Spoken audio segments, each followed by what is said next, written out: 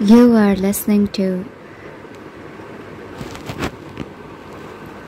Thornhedge, authored by T. Kingfisher and narrated to you by Audiobooks with Keeper of Lost Stories.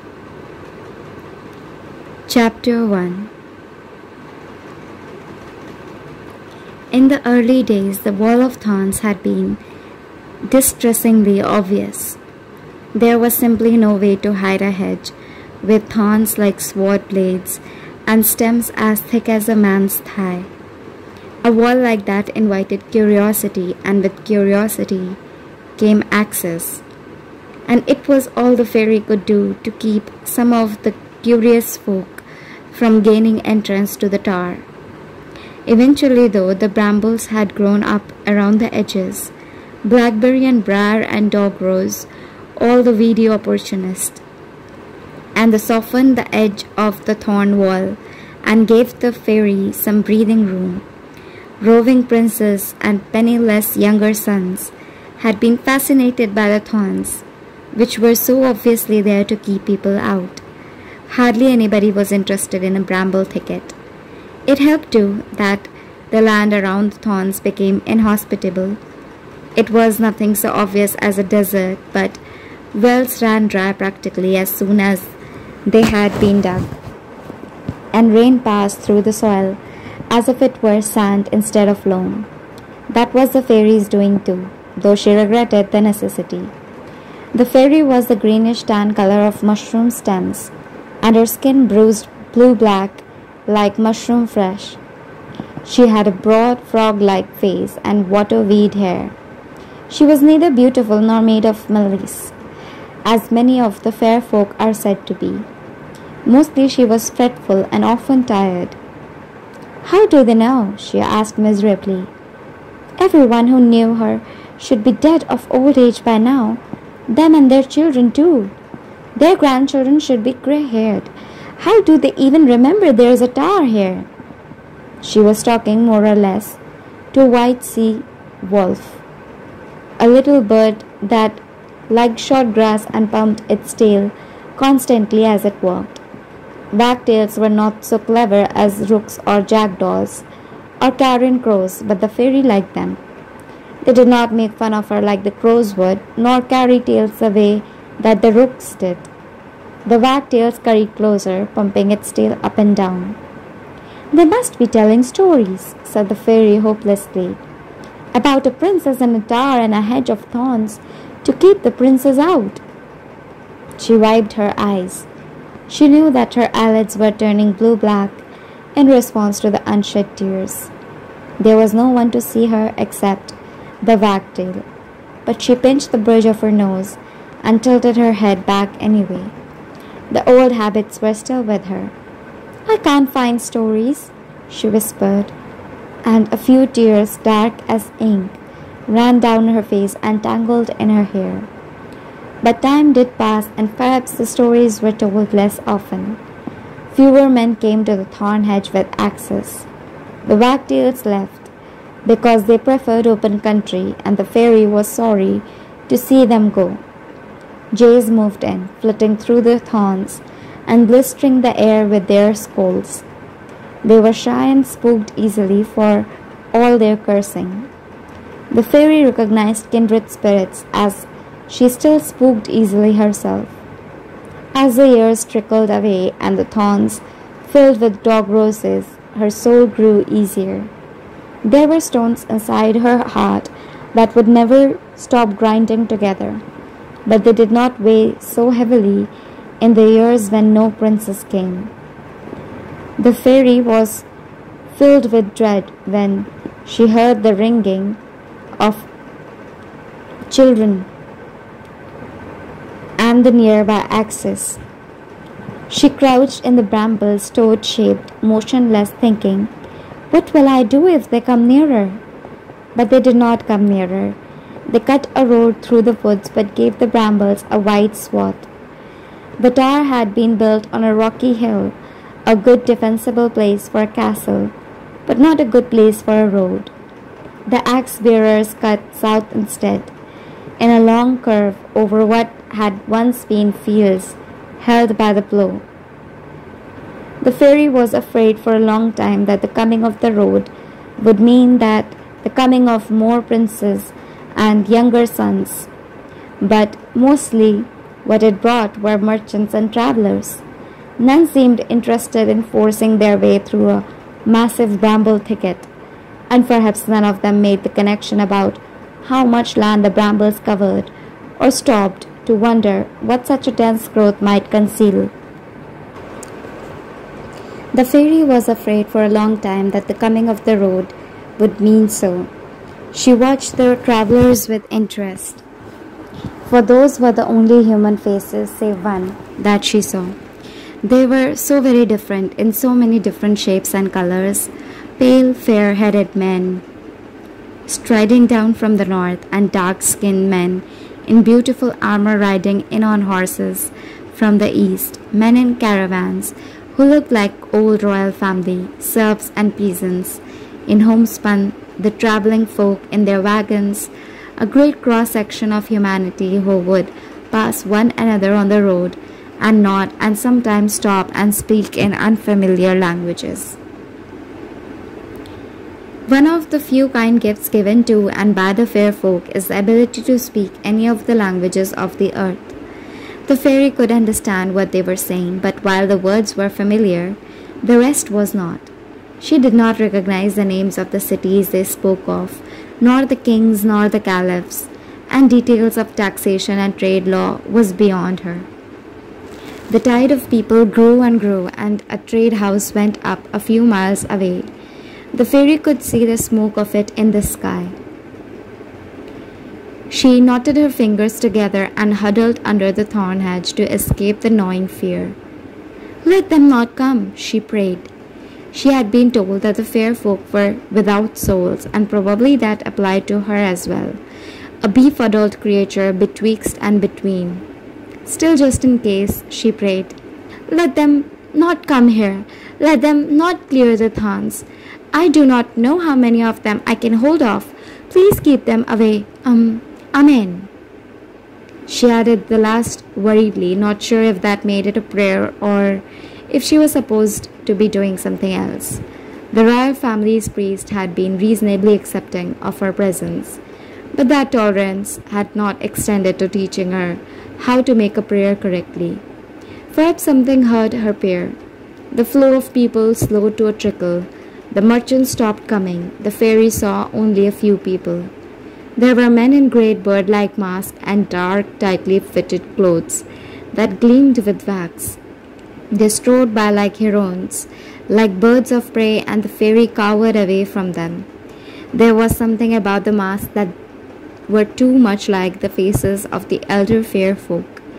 Even so, she preferred the birdmen to the screamers.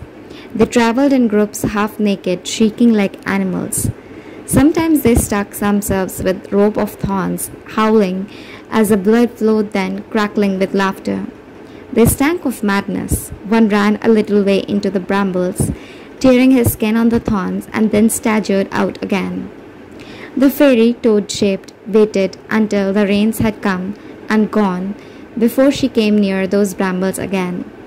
Whatever madness had infected the screamers, she would not risk contact with it. After a time, there were neither birdmen nor screamers. There was no one at all, the road filled with weeds. The fairy, who had been afraid of humans, now began to miss them. Not the screamers or the birdmen, but the others who had come before. They had been company of a sort, even if they did not know she was there. She slept more and more. The jays stole shiny things from each other's nest, but found no new ones. The seasons chased one another, and a day came when she had hoofbeats.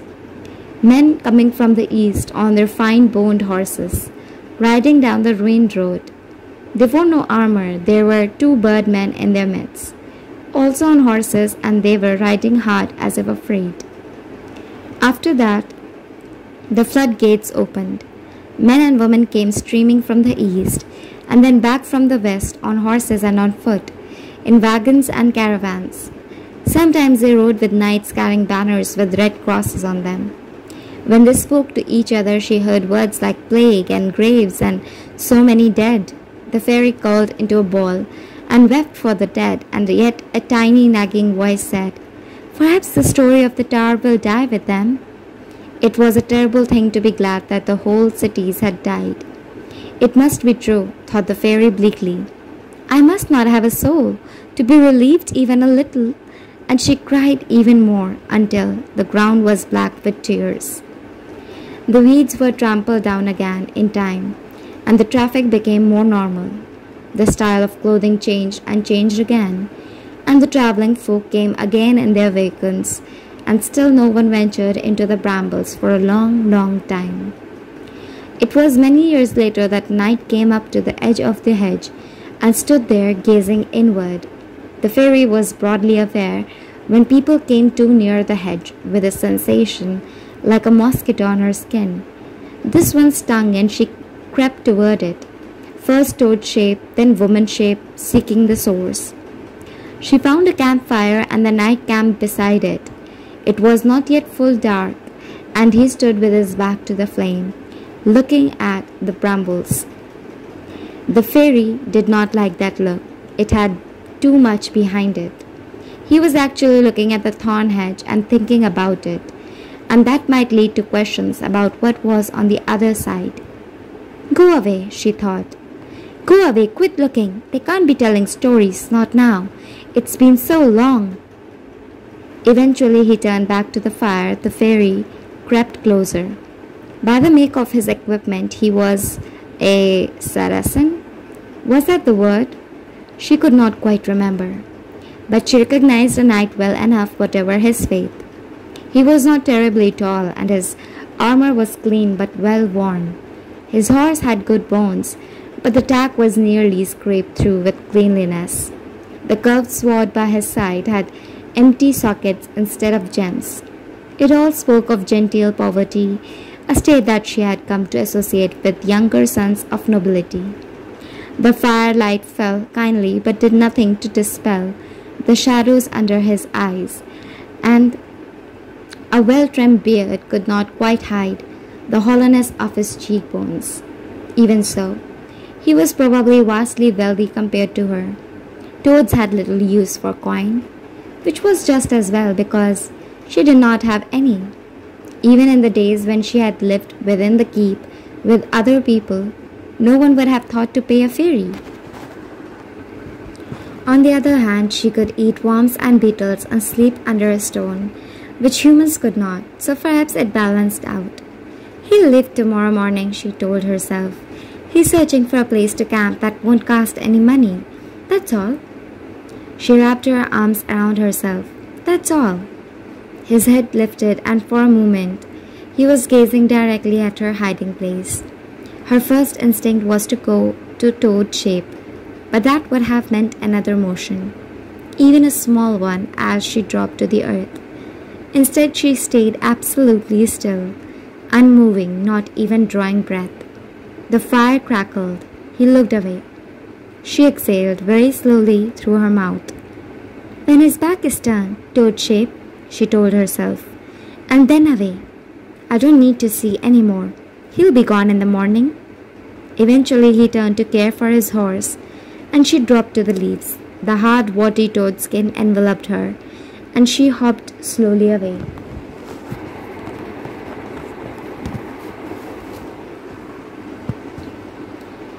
He was not gone in the morning. She was up at dawn, fretting, waiting for him to move on, and he had the unmitigated gall to sleep in. You're a knight, she grumbled. Aren't you supposed to be off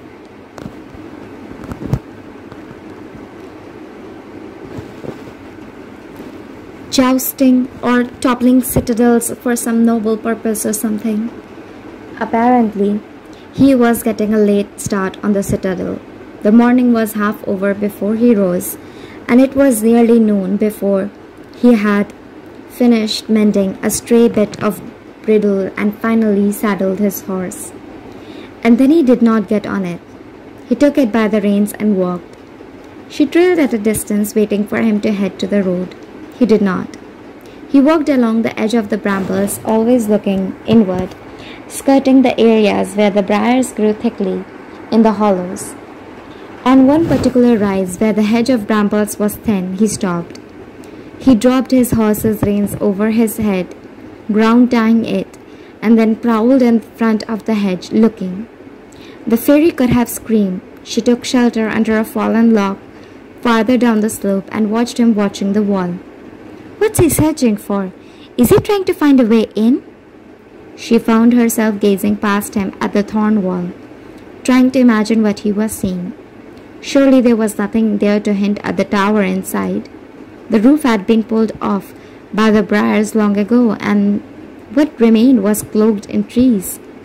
It looked like a tall thicket on a hillside, surrounded by a bramble patch. If you looked in exactly the right place, you might see a few lines a little too straight to be a tree trunk, but you had to know exactly where to look. He can't see that. I can barely see it. And I remember when the tower was new. Oh, why won't he go away? He did not go away. He led his horse onward, making a slow circuit of the thorn hedge. The fairy followed. By the time evening came, he had returned to his original campsite. He set his horse to graze and built up the fire again. If he doesn't leave on his own, she thought, I will have to drive him off, spook his horse, tie elf knots in his hair, something. He turned and glanced up at the sky, orange light painting the side of his face. He did not look like a man who would be easily driven away by elf knots. I could turn into a toad at him, or... She raked her hands through her hair. She had so few powers, and the ones she had were mostly tied up inside what was left of the tower. Now, well, she could call up fish. Fish would probably not help the situation. She could try to talk a kelpie into helping her, but they were wild, and anyway, she would have to go somewhere that had kelpies, and that would involve leaving the keep unguarded. I will start with elf knots, she said to herself firmly. Lots and lots of them. It will take him a week to comb his hair. When he had blanked the fire and settled down, when his breathing had become slow and even, she slunk into the open. She would have felt safer in toad shape, but elf knots required fingers.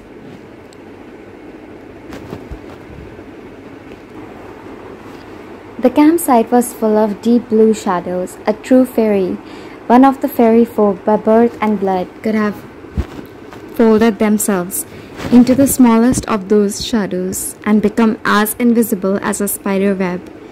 She was not so gifted. She could only go quietly, setting her bare feet where there were no twigs or leaves to give her away. The knight did not move. His hands were curled neatly beside his head.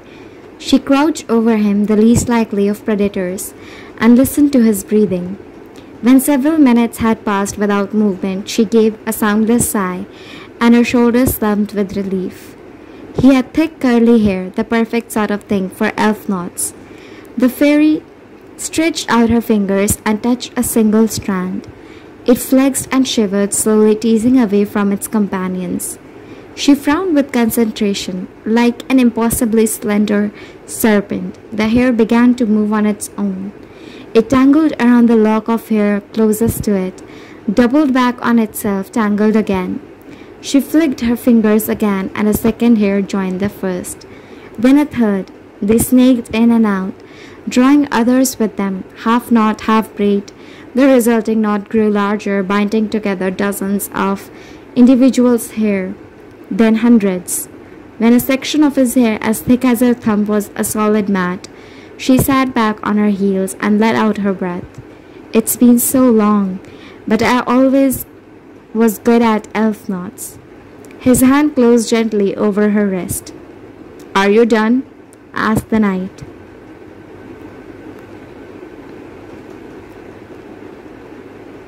Chapter 2. The fairy stared down at the hand on her wrist, and her thought was not that she was caught, but that someone was touching her. It had been many years since a living being had touched her. She could not remember how many years. She had almost forgotten that such things were possible, and yet There it was, the solid weight of a palm and 4 fingers pressed against the underside of her wrist. "I was going to ask if you were one of the jinn," said the knight slowly, sitting up. "But they are made of fire, and there is no fire in you." She shook her head, still staring at his hand.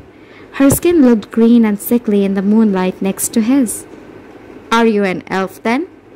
It seemed important not to lie. She licked her lips and said, "Something like an elf, yes." "I see." She had spoken to him, and he had spoken back. That also had not happened for many years. He released her wrist. She looked up startled. He made a little half bow, more of a nod, still seated. "You have been following me," he said. "I thought you were something more malign. I did not mean to frighten you." His face was serious and polite. The mat dangling by his left ear looked ridiculous. He was talking to her. "I was—" The fairy had to stop, as the absurdity of speaking to a person and having them speak back nearly overwhelmed her. If she thought about it for too long, she would start laughing or crying, or both. "I wasn't frightened." It occurred to her that she could run away. He was sitting and she was crouched, and she had a good chance of making it to the trees. Once she was in toad shape, she could hide in the leaves. "I should go. I will go." She did not move. "Why were you following me?" he asked. She thought about this. She did not dare tell him all the truth. "This is my place," she said finally. "You are in it." "I apologize for my trespass, madam." He moved then, holding up his hands away from her. "I am going to build up the fire," he said. "Please stay." No one had asked her to do anything since before the tower fell. She took a half-hearted step toward the woods, then stopped. The skin on her wrist rang like an echo. He lit a log on the fire and stirred it under. It crackled. Then he sat down and looked across it at her. "Does the fire trouble you?" he asked. "Can you sit beside it?" "Troubled by the fire? What manner of creature does he think I am?" Still, perhaps it was not that strange a question. She never lit fires herself. When it was cold or damp, it was easier to take toad shape. Toads were not particularly bothered by damp, and they sank into a peaceful torpor in winter beneath the leaves. She came a little closer, keeping the fire between them. He had asked her to stay, and so she would for a little while. But if he made any move to catch her, she would run. The silence grew awkward. She lifted her hands to her temples. "Forgive me," she said. I have not had to talk to anyone. It has been a long time," she grimaced. "Are you a—" She tried to find the right word from among the half-dozen her gift offered. "Saracen?" His eyebrows shot up. He looked briefly offended, then his face smoothed. "It has been a very long time, I expect," he said. "That word is not used much anymore." "I have said something wrong. That did not take long." She flushed. "I'm sorry." He shook his head. "It's all right. How long have you been here?" Wanting to hurry past the moment, she was more honest than she meant to be. "I don't know, years. I kept meaning to count the winters, but I would sleep, and then I couldn't remember how many I had forgotten." She made a vague gesture with one hand toward the road. "Before people built that." His eyebrows went up again. "There were a lot of people," she said. She could not seem to stop talking now that she had started. There was some enormous store of words bottled up inside her, it seemed. "Then very strange people, then no one, then more people again, who looked like you, talking about the plague."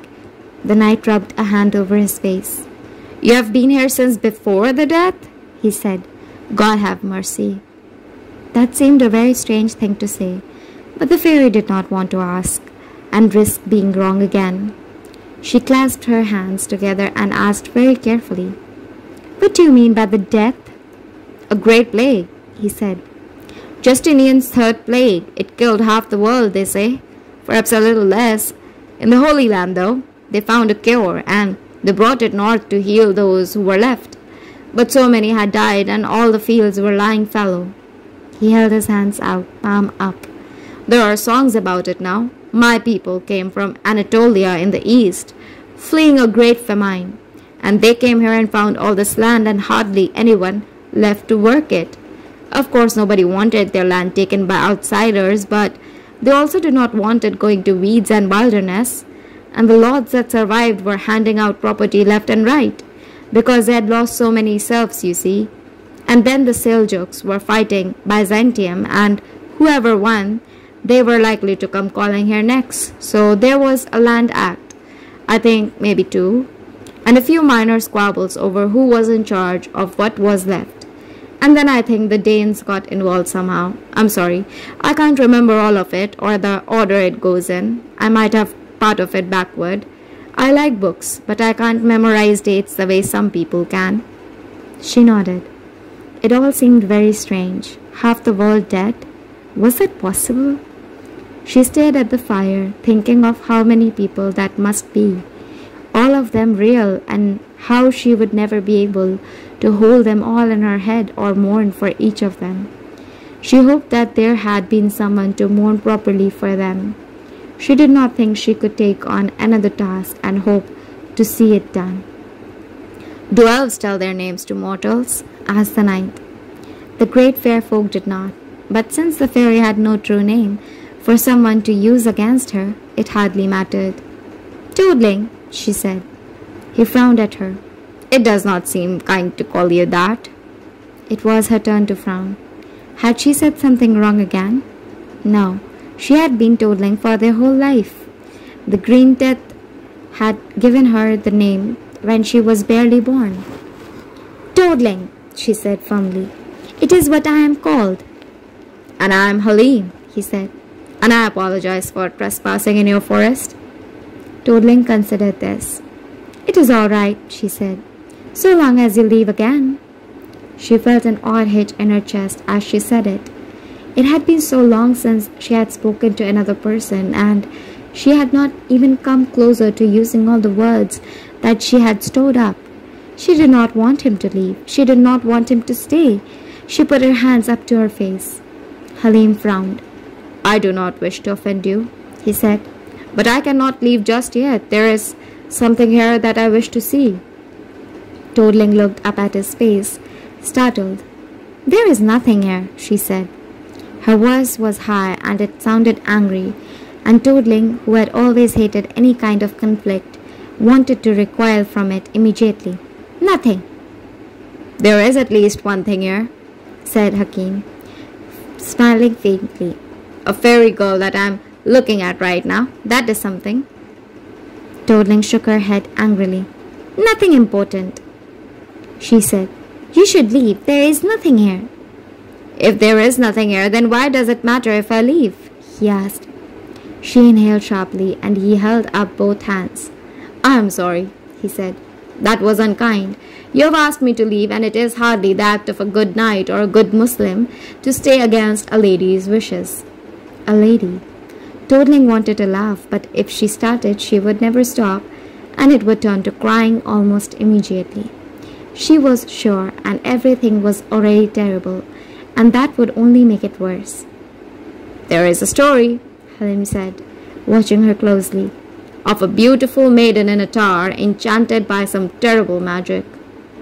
There cannot be a story, said Toadling almost inaudibly. Everyone here has been dead for so long.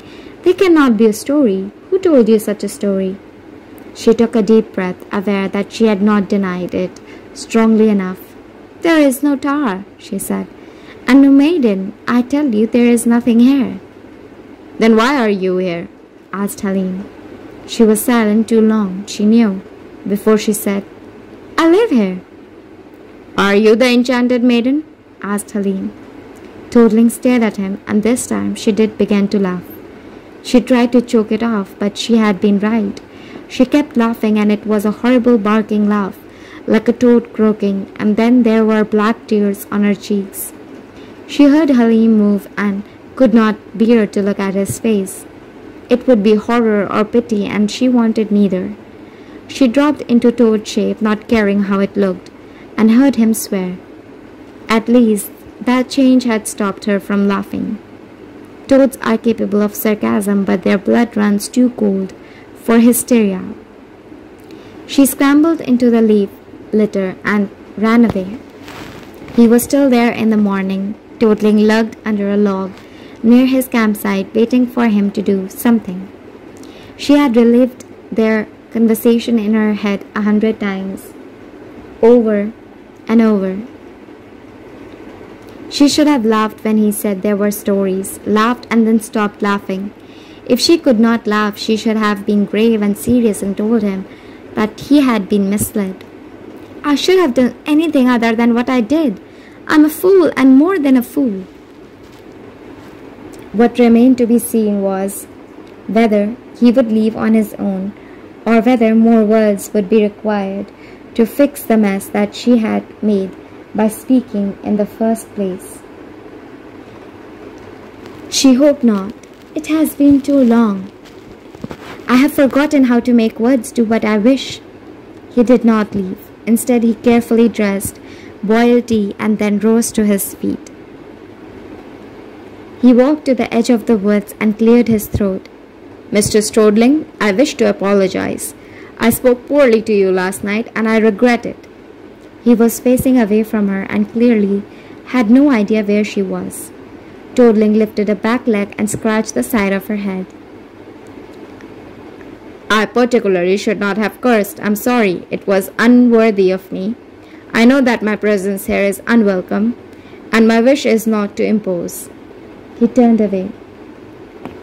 Partway, running a hand through his hair, she noted that he had cut out the mass of elf knots. Please, Mr. Strodling, you owe me nothing, but I would be grateful if you would speak to me again. In profile, his face was almost handsome and very grave. He stood for a moment with his lips pressed together, resolute, and then ruined the effect completely by sighing and muttering, Damn it, I don't even know if she's listening. Toddling surprised herself by standing up, shedding her toad skin and saying, I'm listening. Toddling surprised herself. So. Halim jumped but composed himself quickly. She had given him that. Mr. Strodling. He inclined his head politely, though even that was more courtesy than Toddling was used to. She rubbed the back of her neck. I'm sorry, he said again. I have handled this very badly from first to last. I began by laying hands on you and then by arguing with you. I'm not the best of knights. Toddling shrugged. Will you leave? She asked. Halim frowned. I'm not sure I should, he said. This was not the answer she was expecting. She clasped her hands together. You should, she said. You most certainly should. There is no reason for you to stay. Halim sat down beside the fire after a moment. Toddling crouched on her heels on the other side. I've come because of a story, he said. You were right that everyone who might have told it is dead.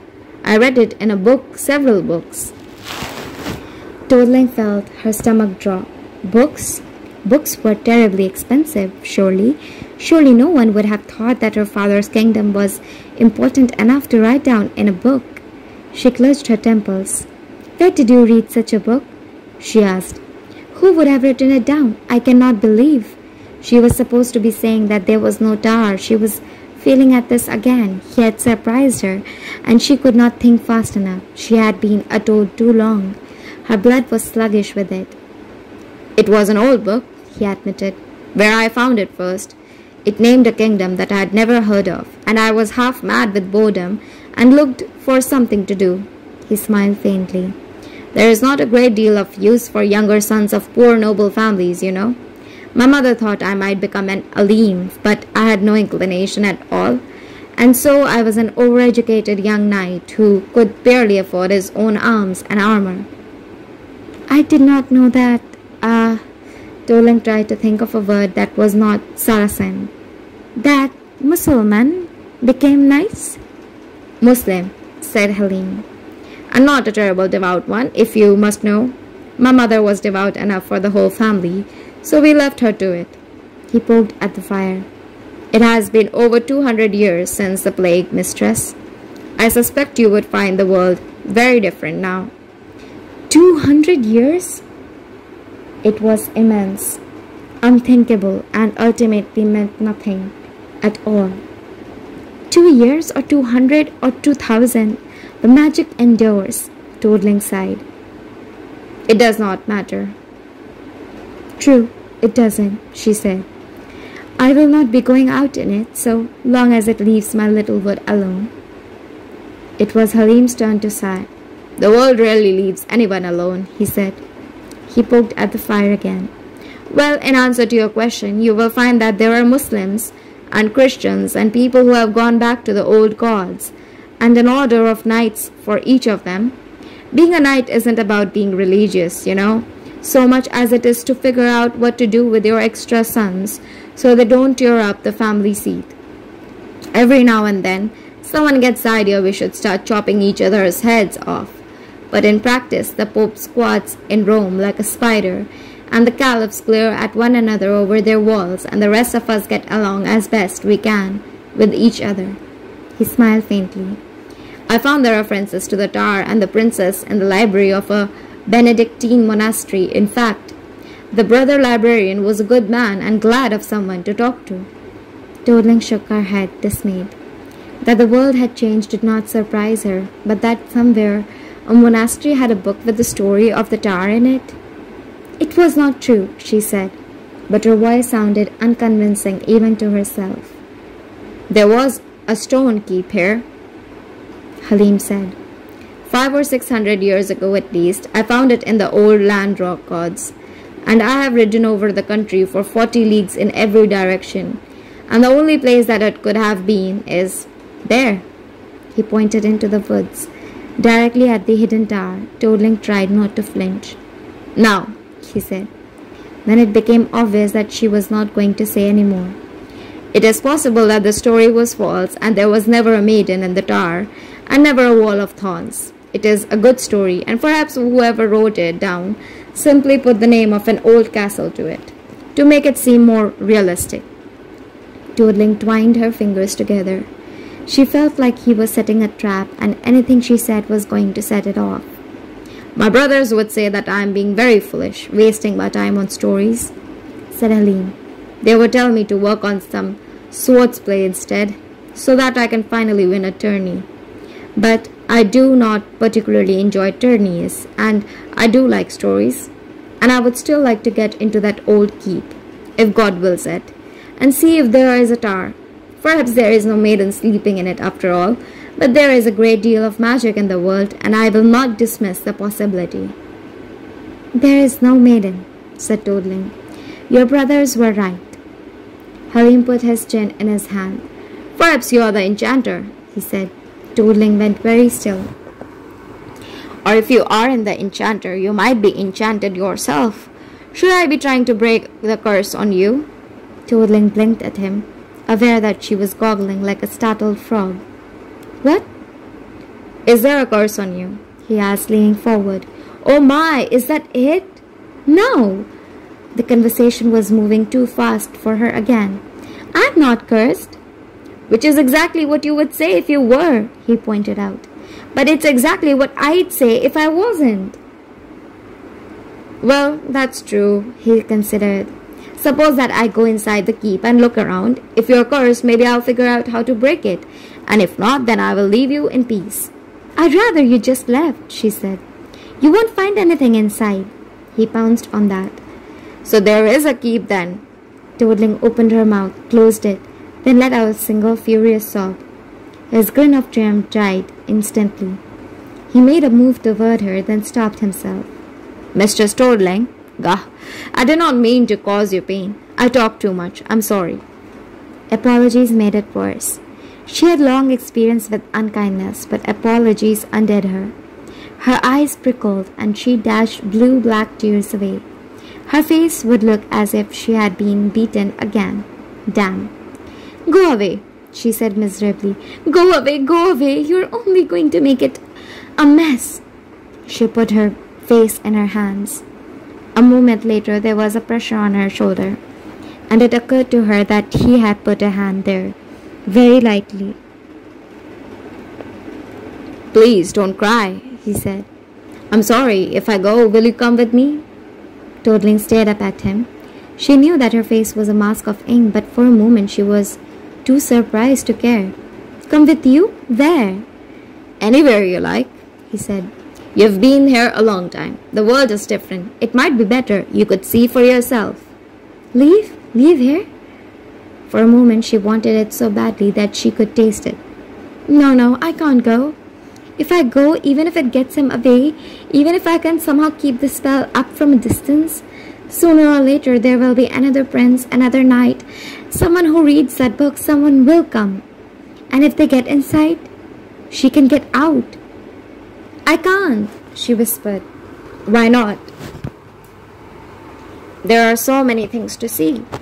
If you don't trust me, and who can blame you, I will take you to my mother. She will be a little surprised to have an elf about the house, but she is the kindest woman imaginable. I can't, she shook her head. Not won't, can't. I would, but I can't leave. I'm sorry. Is there some magic that keeps you here? He asked. He patted her shoulder very carefully. Yes, she said, grateful for the out. That's the best way to explain it. Your offer is very kind. I wish I could take you up on it, truly, but I can't. Halim nodded. In that case, he said, taking his hand away and giving her an odd little half pull. Then, Mistress Toadling, I will go. She said, partly with relief, partly with disappointment. The movement caught in her throat like pain. And I will return, said Halim, before too much longer, and find a way to free you from that magic. After he left, Toadling found herself at loose ends. She did not miss the strange night exactly. To miss someone or not miss them seemed to require that there be some relationship beyond two brief meetings. She had more right to miss the wagtails that had once run across the grass around the tower. It was more as if time had divided itself in half around him, falling into two separate pieces, the time before she spoke to him and the time after. Normally, when she took on toad skin, she also took on toad thoughts and spent her days in contemplation of nothing more complicated than earthworms and millipedes moving under the leaves. Time would pass over her head and she would hardly notice, unless some human activity required human thoughts. Now, however, she found herself thinking untoad-like thoughts. She would snap up a fat worm and think in the next instant about leaving, about hopping to the edge of the road and taking on human form, and simply walking away, which was madness, which she could not do. This is ridiculous, Toadling muttered to herself, taking human form again, and she was muttering out loud again, a habit that she thought she had shed long ago. This is absurd. The worms won't be different anywhere else. He spoke to me for a few moments. He stayed for 2 days. Why am I still thinking about this? Nevertheless, she was. She worried at the memory in her head, the words she had said, the ones she hadn't said, the ones that she should not have said at all. Half the world have died of the plague and made less impact on her than a few moments of conversation. After a week, was it a week? She had gotten out of the habit of marking time.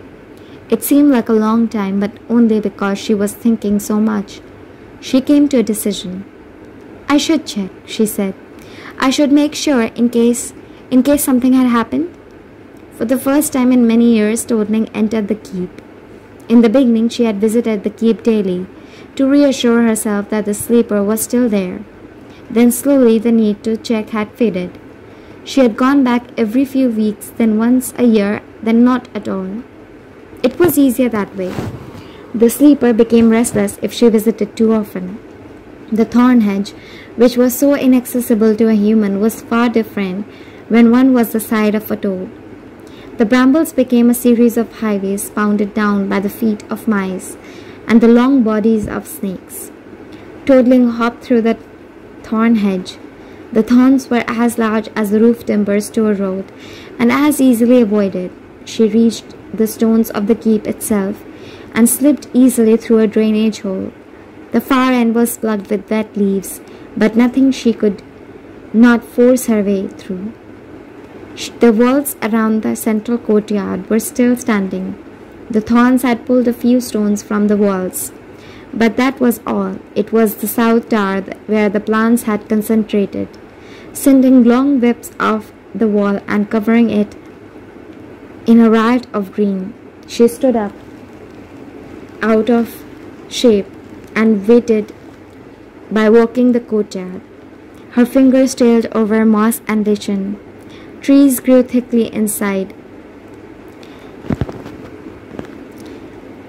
The main hall had lost its roof long ago, and an oak tree had grown up inside it. Toadling had no interest in it, or in the squat north tower. If she walked there, she risked waking too many memories. She went to the base.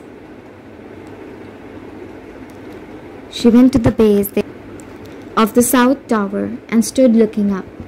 The magic was concentrated near the top of the remains of the tower, but she could not feel it from there. It was like stepping into a warm rain. Individual droplets of magic beaded invisibly against her skin, and she brushed them away with her hands. It was her own magic, but it had been separated from her for so long that it felt unfamiliar, like returning to a childhood nursery when one was grown. A skilled climber might have been able to get up the outside of the tower, but that was a long, difficult way. Instead, Toadling pulled herself up to one of the narrow windows, took load shape again, and slipped inside. The interior was dark. She felt her way up the steps on human hands and knees. The magic was stronger here. Witness the fact that the steps had not fallen apart over the centuries, and she had to wipe it away from her face as she climbed. The drops became a stream, became a torrent, and then Toadling was swimming in the magic, surrounded by it. She came to the landing at the top of the tower. The doorway was open. The door had been torn off its hinges, and Toadling did not have the skill to replace it. The roof was gone, but the vines clustered so thickly overhead that they made a ceiling the color of knotted veins. Dried leaves crunched under her feet as she entered the bedroom, and there she was curled up on the bed. Her golden hair fanned out around her. Her chest rose and fell, and she had a slight smile on her lips. Toadling stood over the maiden that she had enchanted and let out a long, long sigh. To be continued.